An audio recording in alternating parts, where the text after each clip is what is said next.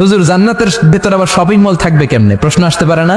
সহিহ মুসলিমের বর্ণনা, ইন্না ফিল জান্নাতি লাসুকান, জান্নাতের ভেতরে বিশাল এক শপিং মল থাকবে। এটা বোধহয় আমাদের বসুন্ধরা শপিং কমপ্লেক্সের মতো হবে, যমুনা ফিউচার পার্ক।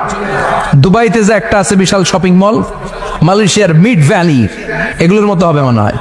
কত বিশাল যে শপিং মল হবে। সহিহ মুসলিমের বর্ণনা, প্রতি শুক্রবারে সব জায়গা থেকে বন বন করে মৌমাছির মতো জান্নাতীরা ওই শপিং মলে শপিং করতে আসবে। ইচ্ছে মতো দেদারসে পোশাক কিনবে, ইচ্ছে মতো শপিং করবে, টাকা দেয়া লাগবে না, ক্রেডিট কার্ড লাগবে না। সুবহানাল্লাহ পড়েন। ইচ্ছে মতো শপিং করবেন। দুনিয়াতে একটু কষ্ট করে হালাল উপার্জন করে খেয়ে যান। আল কানাআতু মিনাল ইসলাম, অল্পে খেয়ে তুষ্ট থাকা আর আল্লাহ শুকরিয়া করা, এটার নামই ইসলাম। অল্প খাও, অল্প পড়ো, অল্প জমাও, অল্পের ভেতরে বরকত ঢুকাই দিছে কে? অনেকে দেখবেন অনেক খাই খাই নাই নাই করে, এটা যাদের স্বভাব তাদের কখনো বরকত হয় না। অল্প খাবেন, অল্প পড়বেন, আর হালালের সাথে সম্পর্ক করবেন।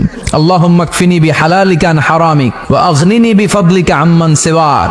বিষ্ণুনবী দোয়া করতেন, আল্লাহ হালালকে আমার জন্য যথেষ্ট করেন, হারাম থেকে আমারে বাঁচিয়ে রাখেন। পড়েন আমিন। হালাল অল্প হলেও হালালে বরকত আছে না নাই? হারাম বেশি হলেও এটাতে কোনো বরকত নাই, ঠিক কিনা?